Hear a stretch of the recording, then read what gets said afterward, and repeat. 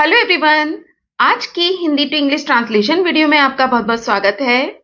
आज मैं आप लोगों के लिए एक बहुत ही इंटरेस्टिंग स्टोरी लेकर आई हूं जिसे हम इंग्लिश में ट्रांसलेट करना सीखेंगे। तो चलिए ट्रांसलेट करना शुरू करते हैं। एक सुबह मछलियों ने झील के पास एक सारस को देखा। ये सेंटेंस पास्ट इंडेफिनिट में है। एक सुबह, वन मॉर्निंग। एक सुबह मछलियों ने देखा। The fishes. मछलियों ने देखा। देखने की इंग्लिश होती है सी की सेकंड फॉर्म लगाएंगे सॉ। क्या देखा? एक सारस को। आ क्रेन। क्रेन मीन्स सारस। कहां देखा? झील के पास। नियर। नियर मीन्स पास। Near the lake. Lake means झील। One morning, the fishes saw a crane near the lake. सारस ने मछलियों से एक दोस्त की तरह बात की। सारस ने द क्रेन। सारस ने बात की। बात करने की इंग्लिश होती है टॉक। सेकेंड फॉर्म लगाएंगे टॉक्ड। सारस ने किससे बात की? मछलियों से। To the fishes. कैसे बात की? एक दोस्त की तरह। Like a friend. Like means तरह, अ फ्रेंड एक दोस्त की। The crane talked to the fishes like a friend. One morning the fishes saw a crane near the lake. The crane talked to the fishes like a friend.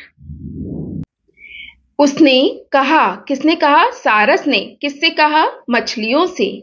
अरे मछलियों, तुम जानती हो कि यह झील जल्द ही भयंकर अकाल की चपेट में आ जाएगी और सूख जाएगी। उसने कहा। He said. अरे मछलियों। हे फिशेस। तुम जानती हो। You know. नो मीन्स जानना। तुम जानती हो कि दैट यह झील, दिस लेक, जल्द ही चपेट में आ जाएगी। Will soon. सून मीन्स जल्द ही।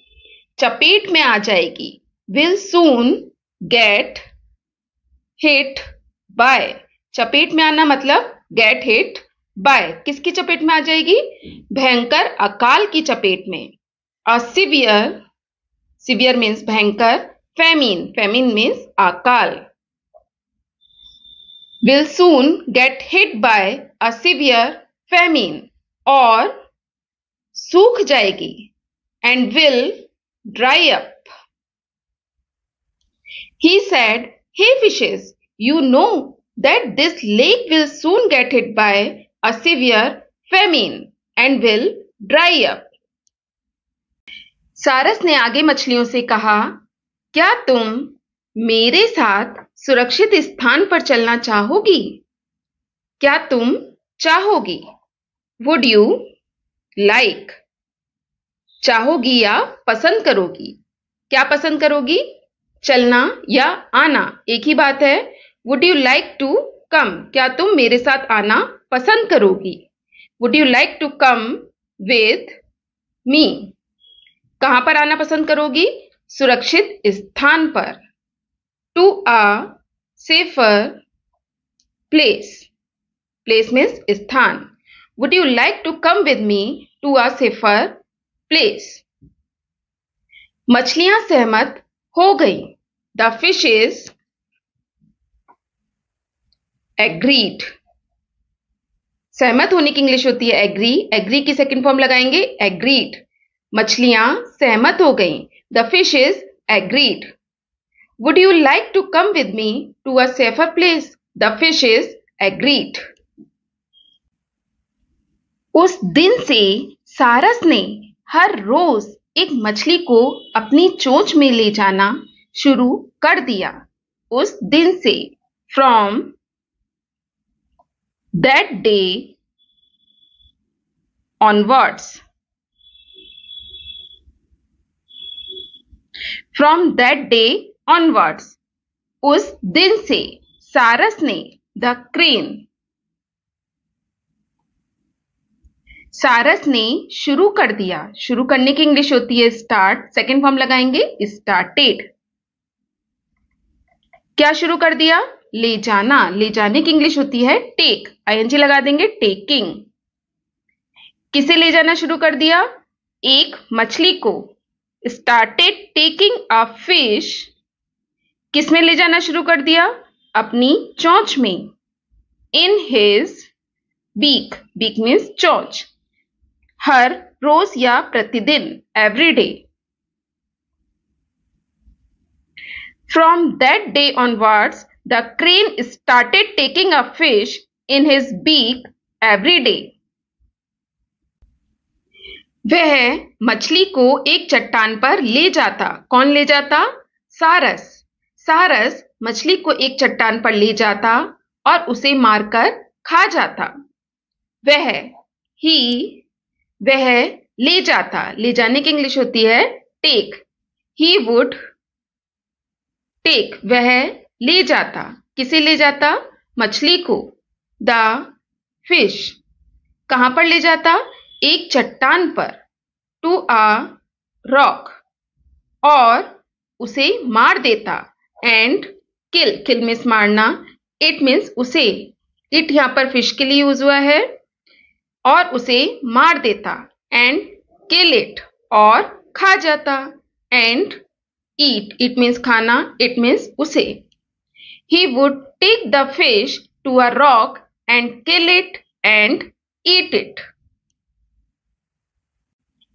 धीरे धीरे झील खाली होने लगी। क्रेन धीरे धीरे सारी फिशेस को ले गया, जिससे कि झील खाली होने लगी। धीरे धीरे, स्लोली, झील, द लेक स्टार्टेड, झील खाली होना शुरू हो गई। द लेक स्टार्टेड, क्या शुरू हो गई? खाली होना। गेटिंग एम्प्टी, एम्प्टी मीन्स खाली। Slowly the lake started getting empty. उसी झील में एक केकड़ा भी रहता था। एक केकड़ा, अ क्रैब, क्रैब मीन्स केकड़ा, रहता था। रहने की इंग्लिश होती है लिव, लिव की सेकेंड फॉर्म लगाएंगे लिव्ड। एक केकड़ा भी रहता था। A crab also lived. कहां रहता था? उसी झील में।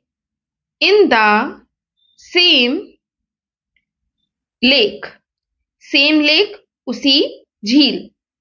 अ crab also lived in the same lake. अब केकड़े की बारी थी। सारी मछलियां तो झील में से चली गई, अब किसकी बारी थी? केकड़े की। अब केकड़े की बारी थी। अब now it was the crabs turn. केकड़े की बारी। क्रैब के आगे जो अपॉस्ट्रोफी एस लगा है, जिसका मतलब होता है का, की, के। केकड़े की बारी, crabs turn. Now it was the crabs turn. Slowly, the lake started getting empty. A crab also lived in the same lake. Now it was the crab's turn. केकड़े ने सारस से कहा। जब सारस केकड़े को ले जाने के लिए आया, तो केकड़े ने सारस से कहा। क्या कहा? क्या मैं तुम्हारी पीठ पर बैठ सकता हूं? केकड़े ने कहा। द क्रैब सेड, किससे कहा? सारस से। टू द क्रेन, क्या मैं बैठ सकता हूं? Can I sit, sit means बैठना। क्या मैं बैठ सकता हूं? कैन आई सिट, कहां बैठ सकता हूं? तुम्हारी पीठ पर। On your back, back means पीठ। The crab said to the crane, can I sit on your back? सारस मान गया या राजी हो गया। मानने या राजी होने की इंग्लिश होती है एग्री। सेकंड फॉर्म लगाएंगे एग्रीड। The crane agreed. सारस मान गया। The crane agreed. रास्ते में केकड़े को चट्टान के पास मछलियों की बची हुई हड्डियां दिखाई दी।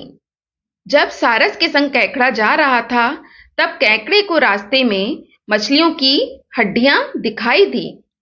रास्ते में, on the way, way means रास्ता। केकड़े को, द क्रैब, केकड़े को दिखाई दी या केकड़े ने देखी। द क्रैब सॉ, क्या देखी? मछलियों की बची हुई हड्डियां। The crab saw the remaining, remaining means बची हुई, रिमेनिंग बोन्स, बोन्स मीन्स हड्डियां। The crab saw the remaining bones, crab ने या केकड़े ने बची हुई हड्डियां देखी। किसकी बची हुई हड्डियां? मछलियों की। ऑफ फिशेस, कहां पर देखी? चट्टान के पास। Near the rock, rock means चट्टान। On the way the crab saw the remaining bones of fishes near the rock. उसे सब कुछ समझ में आ गया। मछलियों की हड्डियों को देखकर केकड़े को सब कुछ समझ में आ गया। ही अंडरस्टूड, वह समझ गया। समझने की इंग्लिश होती है अंडरस्टैंड। सेकंड फॉर्म लगाएंगे अंडरस्टूड। वह समझ गया। क्या समझ गया? सब कुछ, everything. He understood everything. On the way the crab saw the remaining bones of fishes near the rock. He understood everything. खुद को बचाने के लिए उसने सारस की गर्दन कसकर पकड़ ली। जब केकड़े को यह समझ में आ गया कि सारस अब उसे भी मार डालेगा, तो उसने खुद को बचाने के लिए सारस की गर्दन को कसकर पकड़ लिया। खुद को बचाने के लिए, टू सेव, सेव मीन्स बचाना। किसको बचाने के लिए? खुद को। टू सेव हिमसेल्फ, उसने पकड़ ली। ही हेल्ड, हेल्ड यहां पर होल्ड की सेकेंड फॉर्म है। होल्ड मीन्स पकड़ना, हेल्ड मीन्स पकड़ ली। क्या पकड़ ली? सारस की गर्दन। The crane's neck, neck means गर्दन। To save himself he held the crane's neck tightly, कसकर। To save himself he held the crane's neck tightly, और तब तक नहीं छोड़ी जब तक कि सारस मर नहीं गया। और उसने सारस की गर्दन को तब तक नहीं छोड़ा जब तक कि सारस मर नहीं गया। And did not let go, तब तक नहीं छोड़ी जब तक, until सारस मर नहीं गया।